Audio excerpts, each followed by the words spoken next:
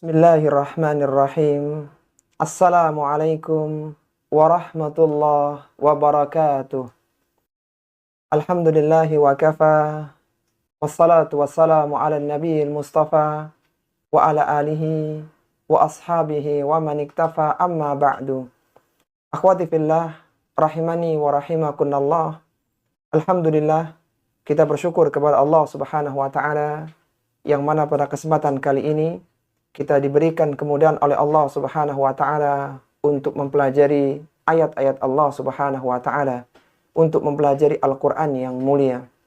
Dan seorang yang meluangkan waktu untuk belajar Al-Qur'an, maka dia akan menjadi manusia yang terbaik menurut Nabi sallallahu alaihi wasallam. Sebagaimana Rasulullah sallallahu alaihi wasallam bersabda, "Khairukum man ta'allama al-Qur'ana wa 'allamahu." Sebaik-baik kalian adalah orang yang belajar Al-Quran dan mengajarkannya kepada yang lainnya. Maka pada kesempatan kali ini, kita akan memulai kajian tafsir Al-Quran, dan kita akan mengawalinya dengan tafsir di surat An-Naba, surat yang ke-78, terdiri dari 40 ayat. Surat ini Allah turunkan sesudah Allah Subhanahu wa ta'ala menurunkan surat Al-Ma'arij. Dan surat ini adalah surat Makkiyah sebagaimana pendapat ijma' para ulama. Al-Imam Ibnul Jauzi rahimahullahu ta'ala dalam kitabnya Zadul Masir fi ilmi tafsir menyebutkan bahwasannya ada nama lain dari surat An-Naba, itu surat At-Tasa'ul, yaitu surat yang mana manusia saling bertanya-tanya. Surat ini, akhwati fillah, rahimani wa rahimakunallah, adalah termasuk surat Makkiyah, yaitu surat yang diturunkan sebelum hijrahnya Nabi sallallahu alaihi wasallam ke Madinah. Allah Subhanahu wa taala berfirman, "A'udzu billahi minasyaitonir rajim. Bismillahirrahmanirrahim. Amma yatasaalun 'anin naba'il 'azim." Tentang apa mereka saling bertanya-tanya? Mereka bertanya-tanya tentang berita yang besar. Ketika Rasulullah Sallallahu Alaihi Wasallam diutus sebagai seorang Rasul dan beliau mengajak manusia kepada tauhid kepada Allah Subhanahu Wa Taala, tentang adanya kebangkitan, tentang adanya kematian, maka manusia penduduk Makkah pada saat itu mereka saling bertanya-tanya. Anin naba'il azim, mereka bertanya-tanya tentang berita besar. Jadi ketika Nabi SAW diutus, beliau mulai berdakwah mengajak manusia kepada tauhid, menjelaskan tentang adanya kebangkitan setelah kematian, maka terjadi gempar di masyarakat Makkah waktu itu. Mereka saling bertanya-tanya tentang Naba'ul Azim. Para ulama-ulama tafsir menyebutkan 3 tafsiran tentang An-Naba'ul Azim di ayat yang kedua dari surat An-Naba ini. Tafsiran yang pertama, yang dimaksud dengan Anin Naba'il Azim, mereka bertanya-tanya tentang sesuatu yang besar. Yang pertama adalah, yang dimaksud dengan Naba'ul Azim adalah Al-Quran. Ini adalah pendapatnya Mujahid rahimahullahu ta'ala.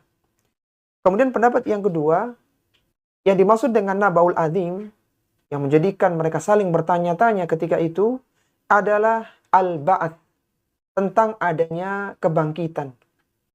Mereka bertanya-tanya apakah benar adanya kebangkitan setelah kematian. Kemudian pendapat yang ketiga, yang dimaksud dengan an-naba'ul azim, ay amrun Nabi sallallahu alaihi wasallam. Itu perkara diutusnya Nabi sallallahu alaihi wasallam. Jadi seorang yang dulunya dianggap seorang yang biasa, yaitu Muhammad sallallahu alaihi wasallam, kemudian menyatakan diri sebagai seorang nabi dan rasul. Permasalahan inilah yang menjadikan mereka saling bertanya-tanya. Ini adalah pendapatnya Az-Zajjaj rahimahullahu ta'ala. Tiga An-Naba'ul Azim ada 3 tafsirannya. Yang pertama adalah Al-Quran, yang kedua adalah Al-Ba'ats, dan Amrun Nabi sallallahu alaihi wasallam. Itu perkara diutusnya Nabi sallallahu alaihi wasallam. Dan 3 tafsiran ini, akhwati fillah, rahimani wa rahimakunallah, tidak saling bertentangan. Sehingga ketiganya bisa digunakan karena saling melengkapi antara satu dengan yang lainnya. Bagaimana yang telah kita pelajari dalam kaidah tafsir Al-Quran yang menyebutkan idza kanatil ayatu tahtamilu iddata ma'anin sahihatin walam yamtani'u iradal jam'i ta'ayyana hamluha 'alaiha jami'an. Apabila satu ayat itu memiliki beberapa makna yang benar dan makna itu tidak saling bertentangan, maka semua makna bisa digunakan di dalam penafsiran. Meskipun yang lebih sesuai dengan konteks ayat yang dimaksud dengan an-nabaul adzim adalah al-ba'ats, adalah kebangkitan setelah kematian. Kemudian Allah Subhanahu wa taala berfirman pada ayat yang ketiga, alladzi hum fihi mukhtalifun, yang mereka memperselisihkan. Ada di antara mereka yang beriman dengan Al-Quran, dengan kebangkitan, bahkan dengan diutusnya Nabi SAW, dan ada pula di antara mereka yang mengingkari dan mendustakan. Hingga di Makkah waktu itu, manusia secara umum terbagi menjadi dua. Ada orang-orang yang mukmin yang beriman, dan ada orang-orang kafir yang mengingkari kebenaran. Kalla saya'lamuna thumma kalla saya'lamun. Sekali-kali tidak, kelak mereka akan mengetahui siksaan yang diancamkan kepada mereka, dan sekali-kali tidak, kelak mereka akan mengetahui kebenaran yang mereka tidak bisa lagi mendustakan. Penyebutan dua kali, kalla saya'lamuna thumma kalla saya'lamun, menunjukkan adanya taukid, adanya penguatan bahwa mereka benar-benar akan membenarkan apa yang disampaikan oleh Nabi SAW. Ketika hari kiamat, ketika mereka dibangkitkan, ketika mereka melihat hakikat siksaan yang sudah menanti bagi mereka yang mendustakan. Kemudian Allah Subhanahu wa taala menyebutkan fasilitas yang Allah berikan kepada manusia, sehingga manusia bisa hidup di dunia, bisa hidup di bumi Allah Subhanahu wa taala, yang menunjukkan bahwa semua ada yang menciptakan dan nanti akan ada kebangkitan setelah itu. Allah Subhanahu wa taala berfirman pada ayat yang ke-6, alam naj'alil arda mihada. Bukankah kami telah menjadikan bumi sebagai hamparan sehingga manusia bisa hidup di atasnya, manusia bisa berjalan di atasnya demi kemaslahatan manusia yang ada.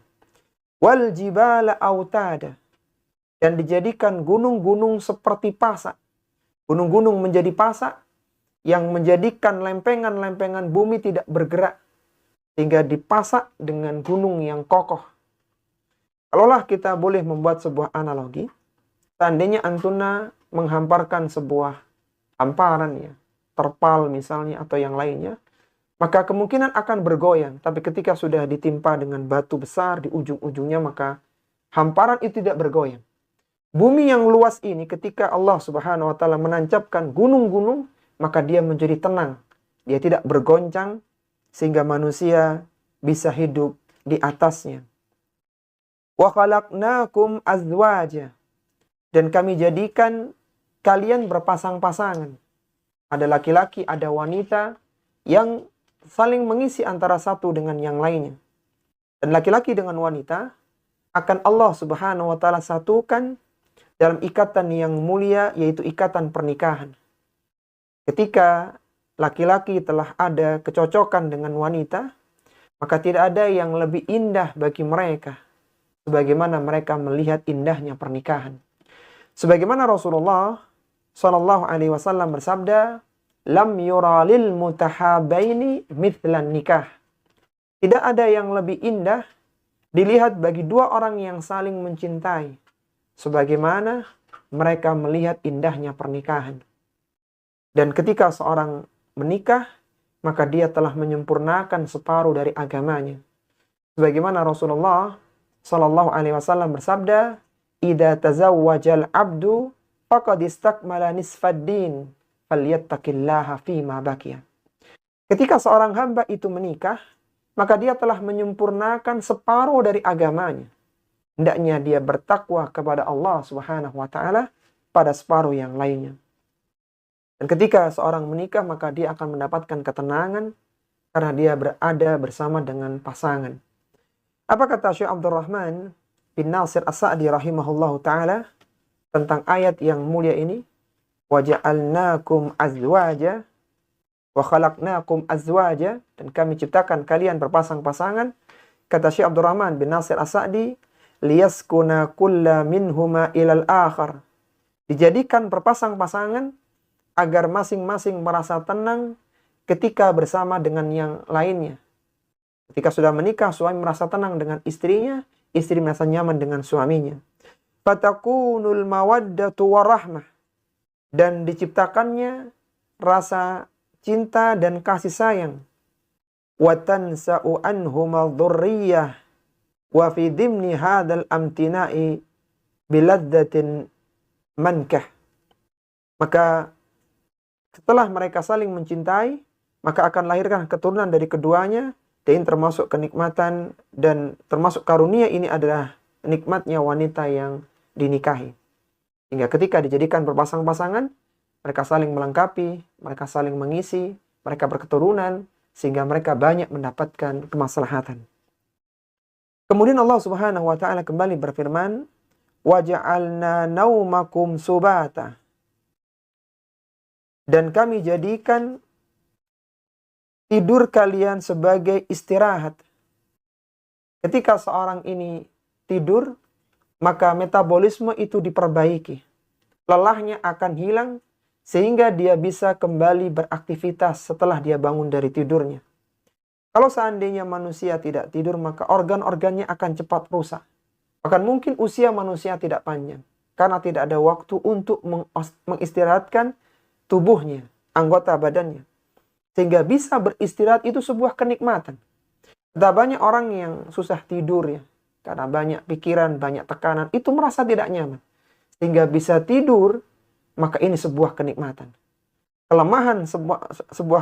Kelemahan dari makhluk adalah dia diberikan oleh Allah Subhanahu wa ta'ala kantuk dan tidur. Dan itu sekaligus kelebihan untuk dia. Dan Al-Khaliq itu tidak disentuh dengan kantuk dan tidur. Dan itu adalah Al-Khaliq yang maha mulia. Adapun makhluk maka butuh istirahat. Sehingga Allah Subhanahu wa ta'ala menyebutkan وَجَعَلْنَا نَوْمَكُمْ سُبَاتًا, dan kami jadikan tidur kalian menjadi istirahat bagi kalian. Sehingga ketika seorang beristirahat, ketika dia bangun maka kembali segar, dia bisa kembali beraktivitas dengan tidur yang Allah Subhanahu wa ta'ala berikan. Bahkan ketika tidur seorang diberikan mimpi yang sehingga 8 jam saat istirahat itu tidak menjadikan dia lama karena dia merasakan atau sedang melihat mimpi yang indah dalam tidurnya. Kemudian Allah Subhanahu wa ta'ala berfirman, وَجَعَلْنَا اللَّيْلَ لِبَاسًا, dan kami jadikan malam sebagai pakaian. Allah Subhanahu wa ta'ala menjadikan malam meliputi bumi seperti pakaian. Jadi bumi ketika diselimuti maka menjadi gelap. Hingga ketika gelap itu seorang ini merasa nyaman untuk beristirahat di malam tersebut. Sehingga malam itu menutupi dari bumi yang cerah di siang harinya. Kemudian Allah Subhanahu wa ta'ala berfirman, وَجَعَلْنَا النَّهَارَ مَعَاشًا, dan kami jadikan siang untuk mencari penghidupan. Karena manusia ini butuh makan, butuh untuk minum, beraktivitas, mereka butuh bertahan hidup di muka bumi ini. Maka Allah Subhanahu wa ta'ala menjadikan siang hari untuk mencari ma'isyah, mencari penghidupan. Dengan bekerja, dengan berniaga, dan aktivitas-aktivitas yang lainnya. Sehingga kalau kita lihat, dalam syariat Islam yang mulia, jarak antara sholat subuh dengan sholat duhur itu panjang. Yang memungkinkan seorang bekerja, orang ini berniaga, dan berbagai aktivitas yang lainnya. Berbeda ketika di waktu malam. Antara maghrib dengan isya berdekatan. Sehingga seorang ini beristirahat setelah sholat isya. Jadi ketika di pagi hari, di siang hari seorang bekerja untuk memenuhi kebutuhan hidupnya. Kemudian Allah Subhanahu wa ta'ala berfirman, وَبَنَيْنَا فَوْقَكُمْ سَبْعًا شِدَادًا, dan kami bangunkan di atas kalian 7 lapis langit yang kokoh. Langit adalah makhluk terbesar yang bisa dilihat oleh mata manusia. Langit diciptakan oleh Allah Subhanahu wa taala dengan 7 lapisannya. Dan langit ini diciptakan oleh Allah Subhanahu wa taala tanpa adanya keretakan. Bagaimana Allah Subhanahu wa taala sebutkan di surat Qaf, Allah berfirman, apakah mereka tidak memperhatikan langit yang ada di atas mereka? Afalam yanduru ilas sama'i fawqahum kaifa banainaha wa zayyannaha wa ma laha min furuj. Apakah mereka tidak memperhatikan langit yang ada di atas kepala mereka? Kaifa banainaha. Bagaimana langit itu diciptakan? Kalaulah kita melihat ada bentangan besar, dak yang besar, maka banyak ditopang kayu-kayunya. Kemudian ditopang dengan tiang-tiang penyangganya. Itu hanya bangunan yang kecil di dunia. Sedangkan langit sangat luas sekali.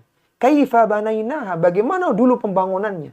Wa zayyannaha, bagaimana Allah menghiasinya? Langit itu tidak polos, tapi ada matahari, ada bulan, bintang gemintang, ada awan, dan berbagai warna langit yang sangat indah sekali. Dihiasi oleh Allah Subhanahu wa taala langit dunia. Wa ma laha min furuj, dan tidak ada sedikit pun keretakan di langit. Kemudian Allah Subhanahu wa taala menyebutkan waja'alna sirajan wahhaja, dan kami jadikan matahari yang sangat terang.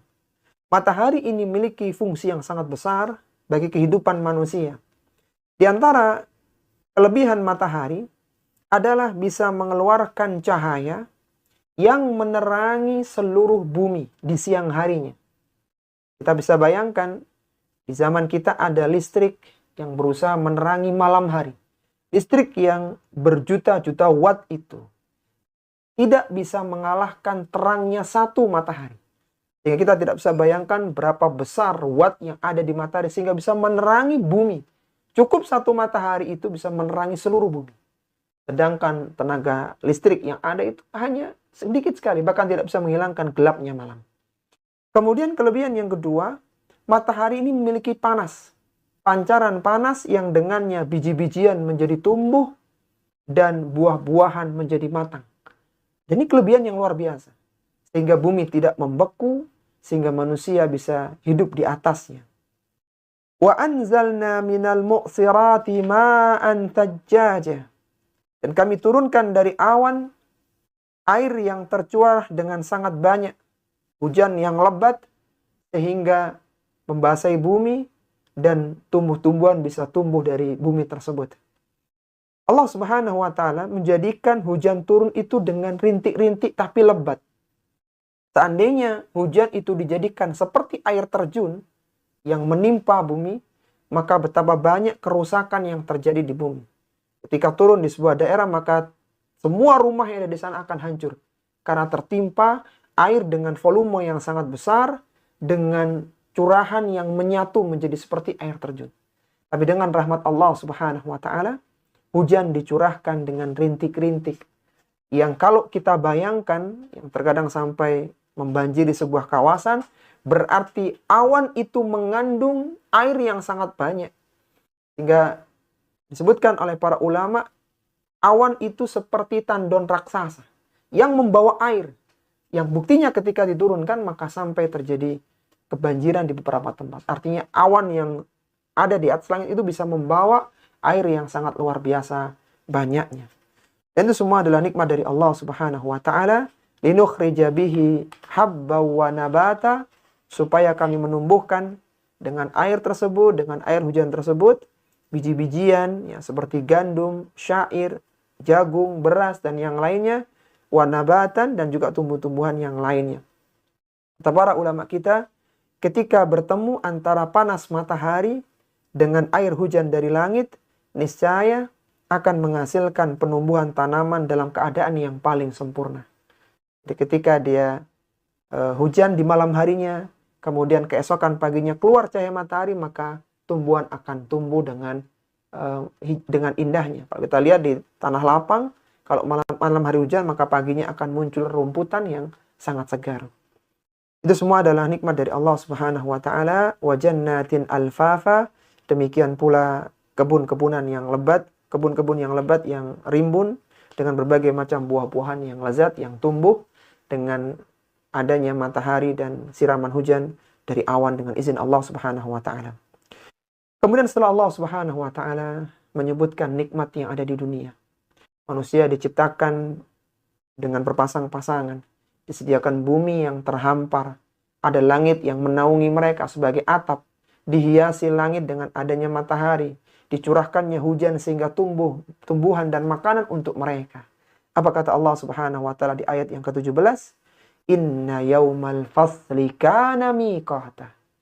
Sesungguhnya hari keputusan adalah sesuatu yang telah ditetapkan. Yang dimaksud dengan yaumul fasl adalah yaumul qiyamah, adalah hari kiamat. Hari kiamat dikatakan sebagai yaumul fasl, hari keputusan, karena ketika hari kiamat Allah Subhanahu wa taala akan memutuskan perkara di antara para hamba yang diperselisihkan. Ketika di dunia banyak orang-orang yang merasa di atas kebenaran, menyalahkan yang lainnya, merasa dia benar dan yang lainnya salah, demikian berselisih manusia. Maka kebenaran yang hakiki akan ditampakkan oleh Allah Subhanahu wa taala di hari kiamat kelak. Allah akan putuskan siapa yang sebenarnya di atas kebenaran dan siapa yang sesungguhnya berada di atas kebatilan. Karena hari kiamat itu adalah hari keputusan siapa yang benar dan siapa yang salah, maka dikatakan hari kiamat sebagai yaumul fasl, hari keputusan. Dan hari keputusan atau hari kiamat itu adalah sesuatu yang sudah Allah tetapkan. Tidak akan dimajukan dan tidak akan diundurkan. Dan tidak ada seorang pun yang tahu kapan kejadian hari kiamat kecuali hanya Allah Subhanahu wa taala. Hingga sampai Nabi SAW ketika ditanya oleh malaikat Jibril alaihi salatu wassalam, mata sa'ah, kapan terjadi hari kiamat? Maka beliau mengatakan, mal mas'ulu anha bi'a'lama minas sa'il. Tidaklah orang yang ditanya lebih tahu daripada orang yang bertanya. Yang bertanya adalah malaikat Jibril dan yang ditanya adalah Rasulullah SAW. Malaikat Jibril adalah sebaik-baik utusan Allah yang ada di langit, sedangkan Rasulullah Muhammad SAW adalah sebaik-baik utusan di kalangan manusia yang terbaik yang ada di bumi. Dua orang utusan terbaik tidak tahu kapan terjadinya hari kiamat. Maka tentunya yang lainnya tidak tahu kapan terjadinya hari kiamat. Tetapi kiamat pasti akan terjadi. Kemudian Allah Subhanahu wa taala menyebutkan yauma yunfakhu fis-suri fata'tuna afwaja. Hari kiamat terjadi ketika ditiupkannya sangkakala, lalu mereka akan datang secara berkelompok-kelompok. Sangkakala akan ditiup oleh malaikat Israfil alaihi salatu wassalam. Dan malaikat Israfil adalah salah satu dari 8 malaikat pemikul arsy Allah Subhanahu wa taala. Yang jarak antara pundak dengan cuping telinganya perjalanan 700 tahun lamanya. Dan malaikat Israfil alaihi salatu wassalam di zaman Nabi SAW sudah mengulum sangkakalanya. Malaikat Israfil akan meniup sangkakalanya setelah mendapatkan perintah dari Allah Subhanahu wa taala. Dia akan meniup dengan 2 kali tiupan. Yang pertama adalah tiupan kehancuran dan yang kedua adalah tiupan kebangkitan. Ketika malaikat Israfil meniup dengan tiupan yang kedua, maka manusia akan datang menuju ke mahsyar. Itu sebuah hamparan yang sangat luas, yang tidak ada bagian yang tinggi menjulang dan tidak ada bagian yang dalam menjurang. Datar mahsyar itu. Sehingga bisa diisi oleh seluruh manusia. Dari sejak manusia yang pertama Nabi Adam alaihissalam sampai manusia terakhir pada hari kiamat kelak. Berapa jarak antara tiupan yang pertama dengan tiupan yang kedua, tiupannya malaikat Israfil alaihissalam? Jaraknya adalah 40. Sebagaimana sabda Nabi SAW, ma bainan nafakhataini arba'un. Jarak antara tiupan yang pertama dengan tiupan kedua adalah 40. Jarak antara tiupan kehancuran dengan tiupan kebangkitan adalah 40. Qala arba'una yauman.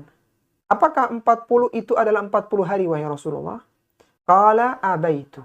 Kata Nabi, aku tidak ingin menjelaskannya. Qala arba'una syahran. Apakah 40 yang dimaksud adalah 40 tahun, 40 bulan? Qala abaitu. Kata Nabi, aku tidak mau menjelaskannya. Qala arba'una sanatan. Apakah 40 itu adalah 40 tahun? Qala abaitu. Kata Nabi, aku tidak mau menjelaskan. Karena memang dikatakan hari, bulan, bahkan tahun adalah perputaran, pergantian antara siang dan malam. Sedangkan ketika itu matahari sudah dihancurkan oleh Allah Subhanahu wa taala. Tidak ada lagi pergantian antara siang dan malam. Bagaimana manusia bisa menghitung ini hari pertama, hari kedua, ini bulan pertama, bulan kedua, tahun pertama, tahun kedua. Maka tidak ada yang bisa dijadikan sebagai hitungan. Karena matahari yang memutar kehidupan itu sudah dihancurkan dengan kejadian besar di hari kiamat. Kemudian Nabi SAW kembali bersabda, "Tsumma yunzilullahu minas sama'i ma'an." Setelah berlalu 40 itu, Allah turunkan air dari langit. Fayanbutuna kama yanbutul baqlu.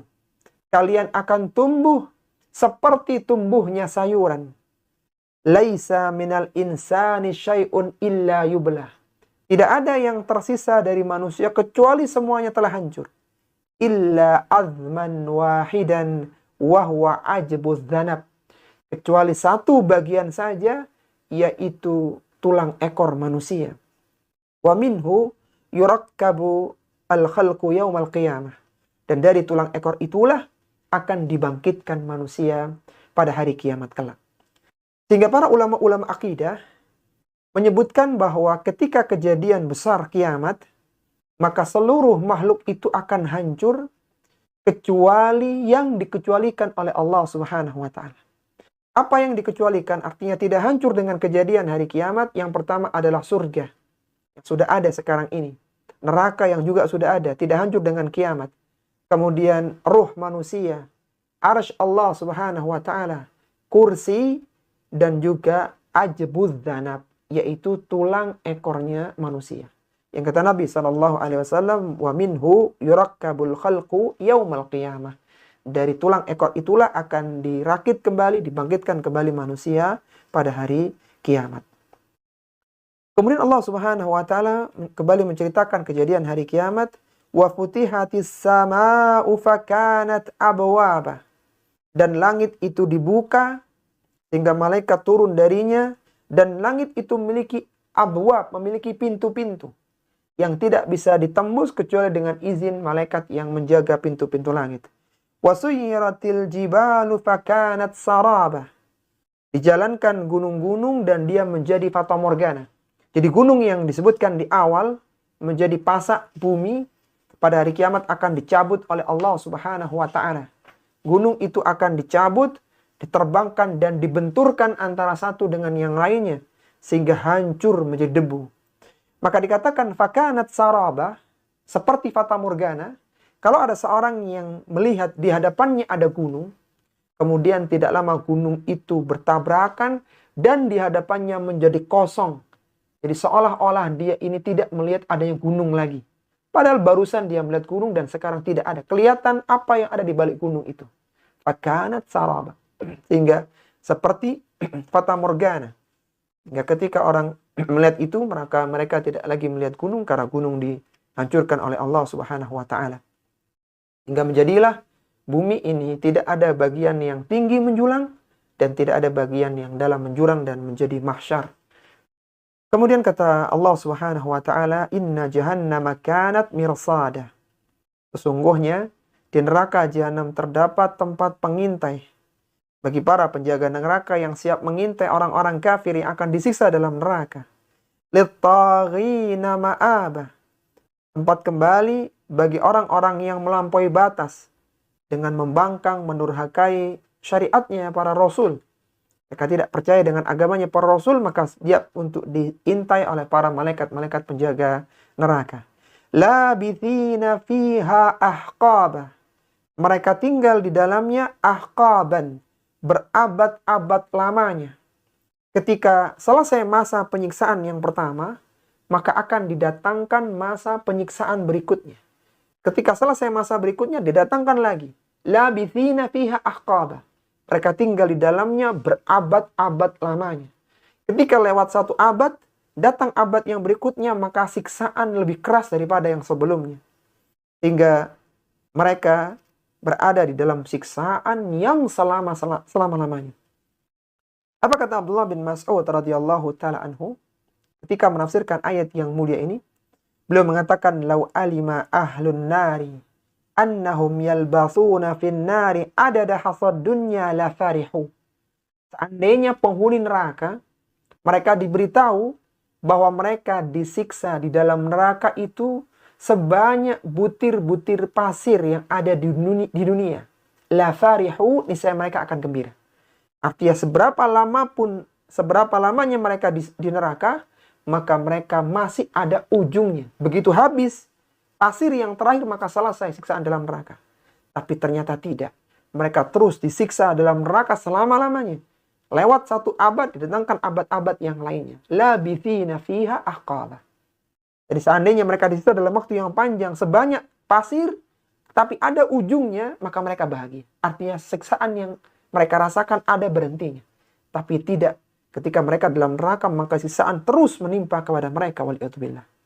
Walau alima ahlul jannati annahum yalbathuna fil jannati adada hasad dunya la hazinu. Demikian sebaliknya, seandainya ada orang yang sudah berada di surga, dan mereka diberitahu masa berada di surga hanyalah sebanyak hitungan pasir yang ada di dunia. Ketika sudah pasir terakhir selesai dihitung, maka selesai mereka dalam surga. Panjang, tapi ada ujungnya. Seandainya ini yang diberitahukan kepada mereka, la hazinu, niscaya mereka akan bersedih. Karena mereka kehilangan kenikmatan yang besar. Tapi mereka dalam surga selama-lamanya, tidak akan ada habisnya. Kemudian Allah Subhanahu wa taala berfirman, la yadukuna fiha bardaw wala syaraba. Mereka tidak merasakan kesejukan di dalamnya dan tidak mendapatkan minuman. Ada 3 tafsiran tentang bardan di dalam ayat ini. Tafsiran pertama adalah bardus syarab. Itu mereka tidak merasakan kesejukan minuman.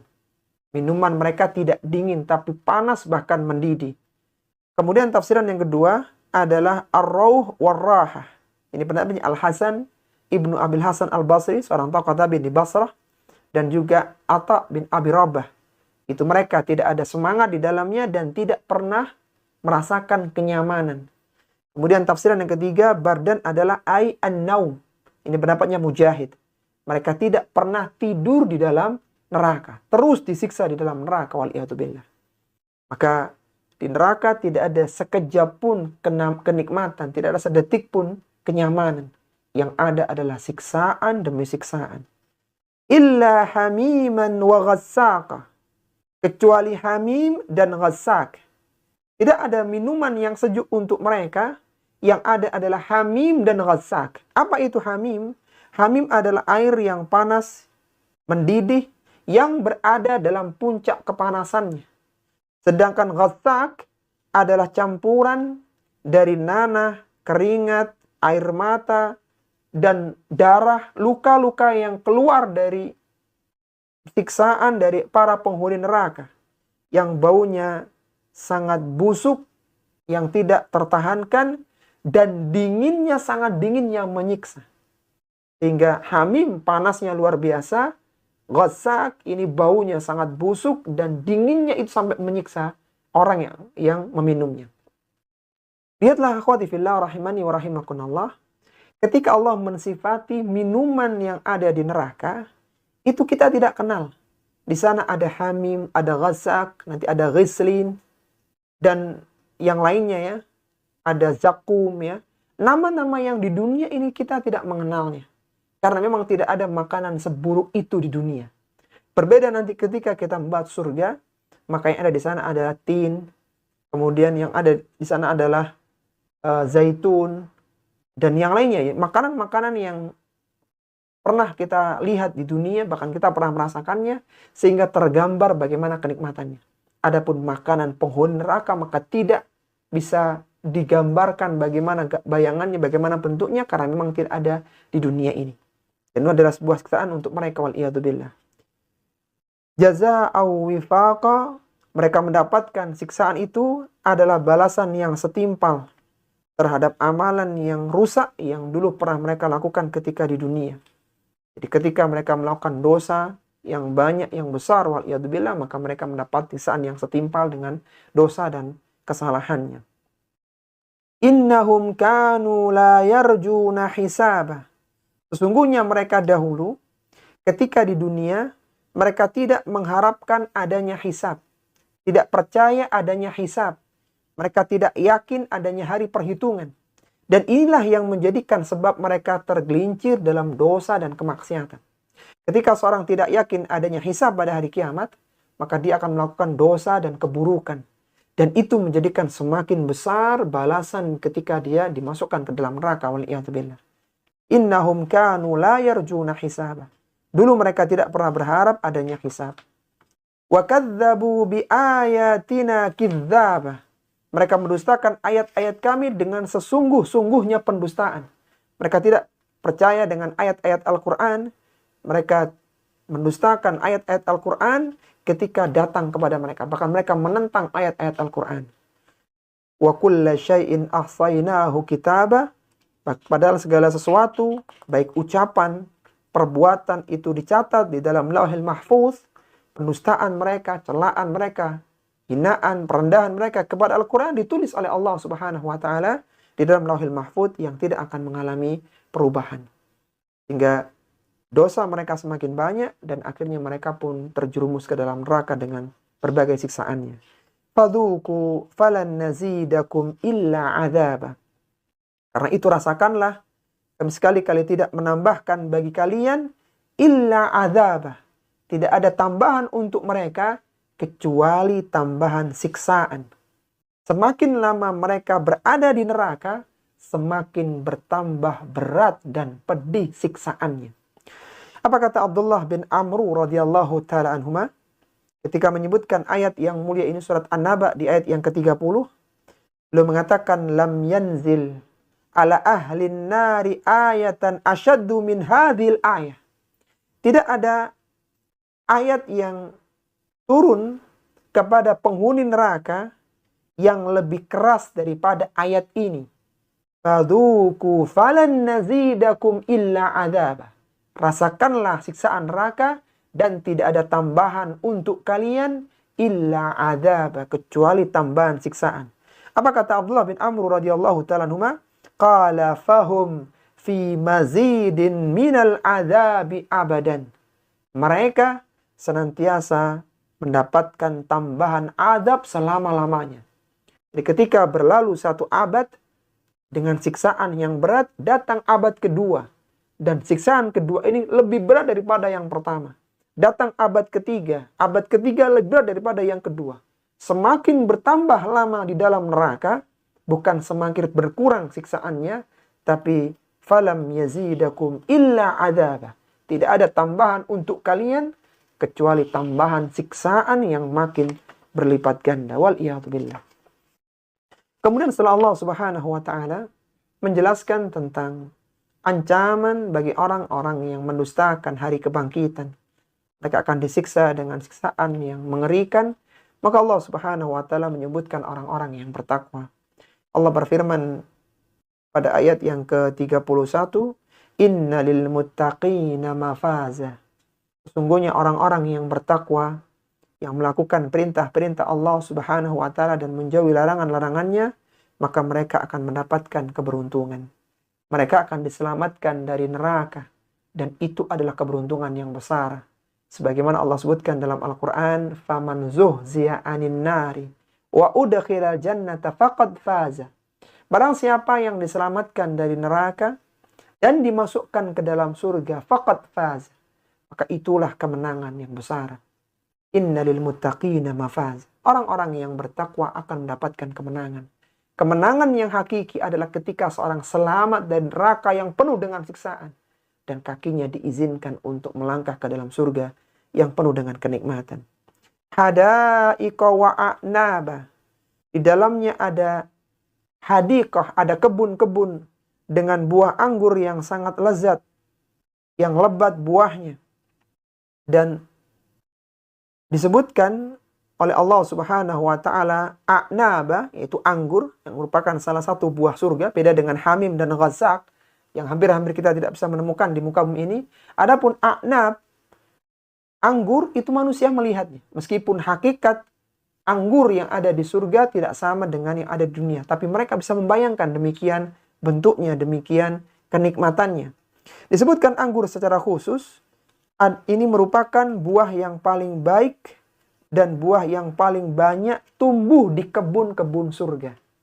Jadi ketika masuk ke dalam surga, akan mendapati kebun-kebun yang indah, yang lebat, dan banyak sekali buah anggurnya. Wa kawaiba at-tarabah. Ada gadis-gadis remaja yang sebaya. Mereka akan mendapatkan istri-istri yang mereka inginkan. Dan usia gadis-gadis yang ada di surga itu usia yang saling berdekatan. Mereka berusia 33 tahunan. Wa ka'san dihaqah. Dan gelas-gelas yang terisi dengan minuman khamar yang sangat lezat untuk diminum.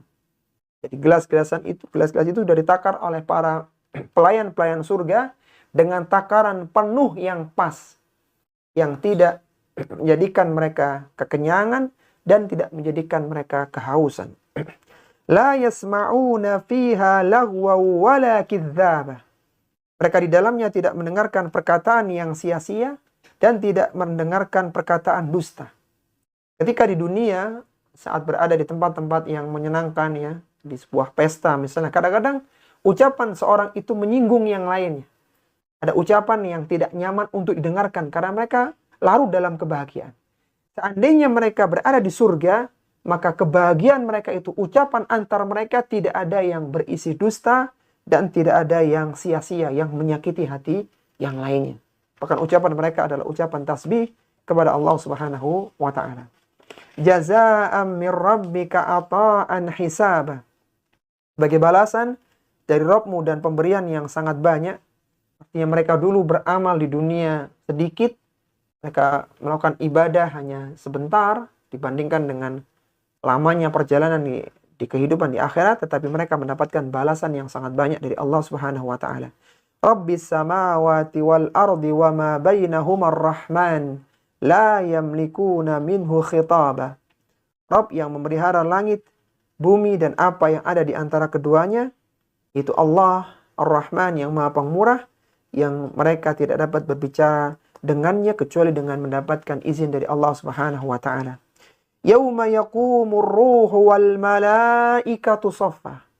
Pada hari ketika ar-ruh, yaitu malaikat Jibril alaihissalatu wassalam, pemimpin di kalangan para malaikat, wal malaikah dan malaikat-malaikat secara umum, saffan, mereka berbaris menyambut kedatangan Allah Subhanahu wa taala untuk menghisap manusia. La yatakallamuna illa man adina lahur rahman. Tidak ada yang berani berkata-kata saat itu. Mereka berbaris rapi. Mereka berbaris untuk menyambut kedatangan Allah Subhanahu wa taala untuk menghisap manusia. Tidak ada yang berani mengatakan sesuatu kecuali yang diizinkan oleh Ar-Rahman wa qala shawaba, dan seandainya mereka mengatakan, mereka akan mengatakan perkataan yang benar. Dzalikal yaumul haq. Itu semua adalah hari yang benar, yang pasti akan terjadi. Faman syaa'a attakhadha ila rabbih ma'aba. Maka barang siapa yang ingin menempuh jalan, maka niscaya dia akan kembali kepada Rabb-nya. Dan dia sadar bahwasanya dia akan mengalami fase-fase itu. Akan ada kiamat besar, dia akan berdiri di mahsyar, akan terjadi penghisapan. Maka orang-orang yang ingin selamat ketika itu, maka dia kembali kepada Allah Subhanahu wa taala, dia mencari jalan kepada Allah dengan melakukan berbagai amalan-amalan yang utama. Inna anzarnakum adzaban qariba. Sesungguhnya kami telah memperingatkan kalian dengan adanya azab yang dekat, itu adanya datangnya hari kiamat yang sudah dekat. Yauma yandurul mar'u ma qaddamat yadah. Pada hari itu manusia akan melihat apa yang telah dilakukan oleh kedua tangannya. Baik itu hal-hal yang positif ataupun yang negatif. Kebaikan atau dosa akan dia melihatnya. Wa yaqulul kafiru ya laitani kuntu turaba. Dan orang-orang kafir waktu itu akan mengatakan, seandainya aku adalah tanah yang tidak diciptakan yang tidak dibangkitkan. Pada hari kiamat kelak, sebelum Allah Subhanahu wa taala menghisab manusia, maka Allah akan bangkitkan binatang untuk dilakukan qisas. Domba yang dulu pernah ditanduk oleh temannya, maka pada hari kiamat akan diperintahkan memberikan balasan sebagai qisas di antara mereka. Sebagaimana Nabi SAW bersabda, la tu'addunal huquqa ila ahliha yaumal qiyamah. Sesungguhnya kalian akan menunaikan hak kepada pemiliknya pada hari kiamat. Hatta yuqadal lisyatil jalha'i minasyatil qarna'i. Sampai-sampai domba yang tidak ada tanduknya yang diseruduk oleh temannya akan diperintahkan untuk membalas tandukan dari temannya dulu ketika di dunia. Kemudian setelah selesai kisos di kalangan binatang, Allah mengatakan, kuni turoban. Jadilah kalian semua menjadi tanah. Karena mereka tidak masuk ke dalam surga. Maka ketika melihat itu, orang-orang kafir yang melihat binatang-binatang itu kembali menjadi tanah, maka mereka mengatakan, yaqulul kafiru ya laitani kuntu turaba. Seandainya aku adalah tanah yang tidak pernah diciptakan menjadi manusia dan tidak dibangkitkan untuk menjalani hisab pada hari kiamat. Maka sebelum datangnya masa itu, marilah kita isi sisa usia kita dengan melakukan berbagai amalan-amalan yang utama. Ini akhwati fillah rahimani wa rahimakumullah, tafsir dari surat An-Naba. Ana mohon maaf kalau ada hal yang kurang berkenan. Wassallallahu ala nabiyyina Muhammadin wa ala alihi wa sahbihi wa sallam. Subhanakallahumma wa bihamdika asyhadu an la ilaha illa anta astaghfiruka wa atubu ilaik. Wa akhiru da'wana anil hamdulillahi rabbil alamin. Wassalamu alaikum warahmatullahi wabarakatuh.